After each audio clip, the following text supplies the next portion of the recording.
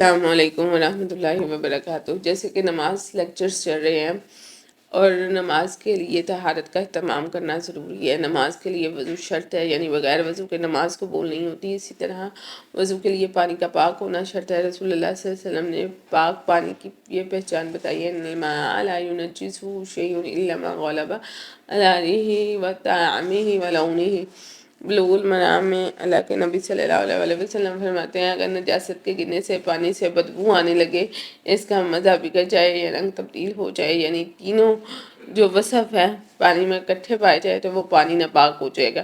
نبی کریم صلی اللہ علیہ وسلم نے دریا اور سمندر کے پانی کے متعلق فرمایا، بلوغ المرام کی حدیث ہے، وَطَهُورُ مَاؤُهُ وَالْحِلُّ مَيْتَتُهُ، یعنی دریائی اور سمندری پانی پاک کرنے والا ہے اور اس کا مردار یعنی مچھلی حلال ہے۔ حضور صلی اللہ علیہ وسلم نے جنبی کے متعلق فرمایا، وہ ٹھہرے ہوئے پانی میں بیٹھ کر نہ نہائے۔ مسلم کی بھی حدیث ہے۔ ہاں، باہر بیٹھ کے نہا سکتے ہیں وہاں سے ٹھہرے ہوئے پانی میں سے پانی لے کر، کیونکہ پانی کے اندر بیٹھ کے نہائیں گے، پیچھے سے اگر کوئی شخص آ رہا ہے، کوئی مسافر ہے، وہ اندر سے پانی لے کر استعمال کر لیتے ہیں، ساری گندگی نجاست اس کے اندر ملی ہوئی ہے، تو یہ غلط ہے۔ اس کے علاوہ یہ ہے کہ جب انسان کو واش روم جانا ہو، حضرت انس رضی اللہ تعالیٰ عنہ روایت کرتے ہیں، رسول اللہ صلی اللہ علیہ وسلم جب بیت الخلاء میں داخل ہوتے تو یہ دعا پڑھتے، اللہم انی اعوذ بک من الخبث والخبائث۔ بخاری و مسلم کی حدیث ہے کہ اے اللہ، بے شک میں پناہ پکڑتا ہوں ناپاک جنوں اور جننیوں سے۔ ابو داؤد میں زید بن ارقم روایت کرتے ہیں کہ رسول اللہ صلی اللہ علیہ وسلم نے فرمایا، بیت الخلاء جنوں اور شیطانوں کے حاضر ہونے کی جگہ ہے، اس لیے جب کوئی تم میں سے بیت الخلاء یعنی واش روم جائے تو کہے، میں اللہ کے نام کے ساتھ پناہ پکڑتا یا پکڑتی ہوں خبیث جنوں اور جننیوں سے۔ ٹھیک ہے، یہ دعا پڑھنی ہے، لیکن واش روم کے اندر کھڑے ہو کے نہیں، واش روم سے باہر۔ ابو داؤد کی حدیث سے پتہ کیا چلتا ہے کہ خبیث شیاطین ایسی جگہوں پر واش روم وغیرہ میں حاضر اور منتظر ہوتی ہیں انسان کو تکلیف پہنچانے کے لیے، کیونکہ انسان وہاں برہنہ ہوتا ہے، اس کے جسم پر پراپر کپڑے نہیں ہوتے، اللہ تعالیٰ کے ذکر سے غافل ہوتا ہے۔ اس لیے سب مسلمان بھائیوں اور بہنوں کو اللہ کے رسول صلی اللہ علیہ وسلم کے ارشاد کے مطابق بیت الخلاء میں نماز جو ہے جاتے وقت دعا پڑھ کے جانا چاہیے۔ حضرت عائشہ رضی اللہ تعالیٰ عنہا سے روایت ہے، فرماتی ہیں کہ جب رسول اللہ صلی اللہ علیہ وسلم بیت الخلاء سے نکلتے تو یہ دعا پڑھتے، غفرانک، ترمذی اور ابن ماجہ میں موجود ہے، اللہ تیری بخشش چاہتا ہوں۔ ٹھیک، اور پھر اس کے بعد ابن ماجہ میں آتا ہے کہ آپ یہ دعا بھی پڑھتے، الحمدللہ الذی اذھب عنی العذاب واعافانی، سب تعریف اللہ کے لیے جس نے دور کیا مجھ سے پلیدی کو اور عافیت دی مجھے۔ تو بات یہ ہے کہ نبی کریم صلی اللہ علیہ وسلم نے فرمایا، جب تم بیت الخلاء میں جاؤ تو قبلہ کی طرف منہ کر کے نہ بیٹھو۔ یہ بخاری میں آتا ہے، نبی کریم صلی اللہ علیہ وسلم گوبر، ہڈی اور کوئلے سے استنجا کرنے کو منع فرمایا، یہ دارقطنی میں آتا ہے۔ اب تو مسلم شاورز ہیں، باقی معاملات ہیں، لیکن یہ زمانہ قدیم کی بات ہے، اور آج بھی کچھ گاؤں میں جہاں پر اس طرح کا کوئی سسٹم نہیں ہے سیوریج کا، تو وہاں پر یہی معاملات ہیں۔ حضور صلی اللہ علیہ وسلم نے فرمایا، دو لعنت والے کاموں سے بچو۔ صحابہ کرام نے پوچھا وہ کیا ہے، تو آپ نے فرمایا، لوگوں کے راستے میں یا ان کے سائے میں یعنی سایہ دار درختوں کے نیچے قضائے حاجت مت کرو۔ مسلم کی حدیث ہے، آپ نے دائیں ہاتھ سے استنجا کرنے سے منع فرمایا، یہ بخاری کی حدیث ہے۔ حضور صلی اللہ علیہ وسلم نے 3 پتھروں یعنی ڈھیلوں سے استنجے کا حکم دیا، یہ دارمی کی حدیث ہے۔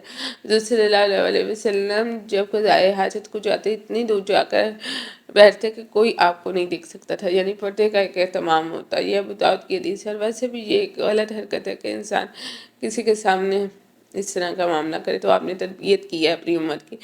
آپ نے سوراخ یعنی بلوں میں پیشاب کرنے سے منع فرمایا، ابو داؤد کی حدیث ہے، سوراخوں میں پیشاب کرنے سے اس لیے منع فرمایا کہ کہیں سانپ، بچھو وغیرہ پیشاب کرتے وقت آپ کو تکلیف نہ پہنچائے یا کسی جانور کو تکلیف نہ پہنچے۔ اسلام نے بڑی پاکیزہ تعلیمات دی ہیں، جانوروں کے گھروں تک کی حفاظت اور سلامتی کو مد نظر رکھے۔ آپ صلی اللہ علیہ وسلم نے فرمایا، جب 2 لوگ جو ہے قضائے حاجت کے لیے جائیں اور اپنا سطر کھولیں، یعنی کہ قضائے حاجت کے لیے بیٹھیں تو باتیں کرنے لگ جائیں، تو اللہ تعالیٰ ان کے اس فعل سے غصے میں آ جاتے ہیں۔ اب تو ایسا معاملہ نہیں ہے، اب تو واش رومز بنے ہیں نا، یہ زمانہ قدیم کی بات کی جا رہی ہے جب لوگ قضائے حاجت کے لیے کسی دور ویرانی جگہ پہ جاتے تھے۔ تو بات یہ ہے کہ بعض بے علم لوگ دور کھیتوں میں جا کر ایک دوسرے کے قریب ہی قضائے حاجت کے لیے بیٹھ جاتے ہیں. انہیں ایسا نہیں کرنا چاہیے بلکہ دور دور ہو کر بیٹھے.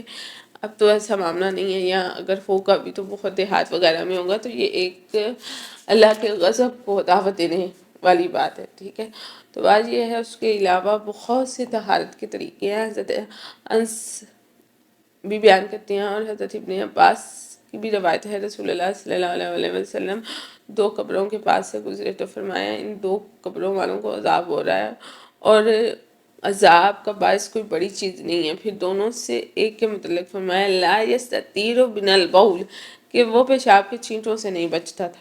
بخاری کی حدیث ہے. تو اس حدیث سے پتہ کیا چلتا ہے کہ پیشاب کے چھینٹوں سے سخت پرہیز کرنا چاہیے. ابو موسیٰ سے روایت ہے کہ رسول اللہ صلی اللہ علیہ وسلم نے ایک دیوار کے پاس نرم زمین میں پیشاب کیا، چھینٹے نہ پڑیں، اور فرمایا جب کوئی تم میں سے پیشاب کا ارادہ رکھے فَلْيَرْتَدِّ لِبَوْلِهِ، تو وہ پیشاب کے لیے نرم زمین تلاش کرے.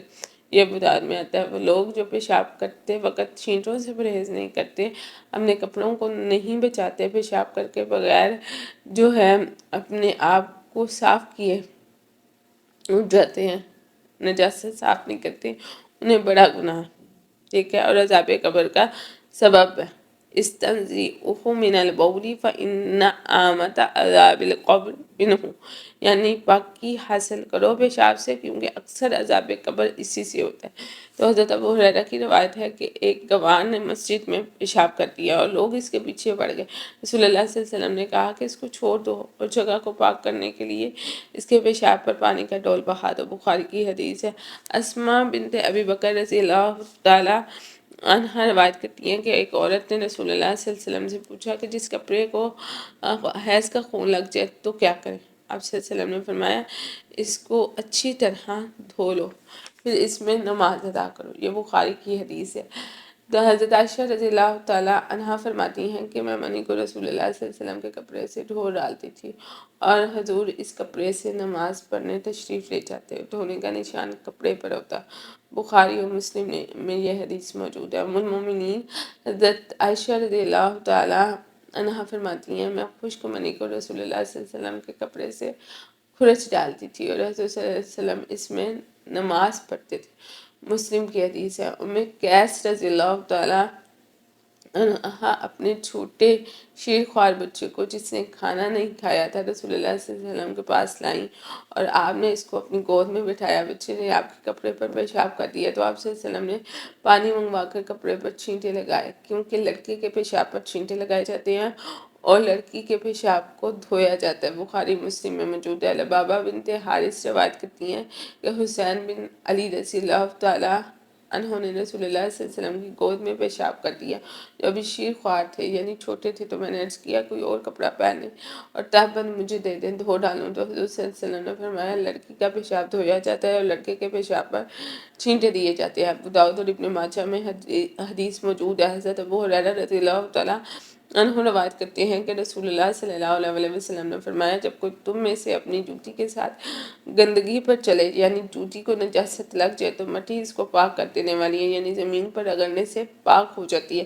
اب لیکن جوتی کا ڈیزائن اگر ایسا ہو جس میں گندگی پھنس جائے تو پھر اسے اچھے سے صاف کیا جائے. یہ ابو داؤد کی حدیث ہے.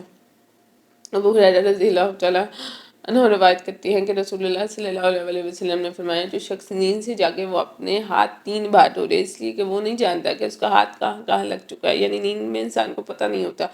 بلوغ المرام کی حدیث ہے. سیدنا ابو ہریرہ رضی اللہ تعالیٰ عنہ روایت کرتی ہیں کہ رسول اللہ صلی اللہ علیہ وسلم نے فرمایا اگر کتا کسی برتن میں پانی پی لے تو برتن کو 1 بار مٹی سے صاف کیا جائے، پھر 6 بار پانی سے دھویا جائے. یہ مسلم کی حدیث ہے. حضرت میمونہ رضی اللہ تعالیٰ عنہا روایت کرتی ہیں کہ رسول اللہ صلی اللہ علیہ وسلم نے فرمایا یطہر الماء والکرد، مردار کا چمڑا دباغت یعنی رنگ دینے کے بعد پاک ہو جاتا ہے. ابو داؤد کی حدیث ہے. بلی کا چوٹھا پاک ہے. یہ بلوغ المرام کی حدیث ہے. حضرت ام سلمہ رضی اللہ تعالیٰ عنہا روایت کرتی ہیں کہ رسول اللہ صلی اللہ علیہ وسلم نے فرمایا جو سونے چاندی کے برتنوں میں کھاتا پیتا ہے وہ اپنے پیٹ میں دوزخ کی آگ جمع کر رہا ہے.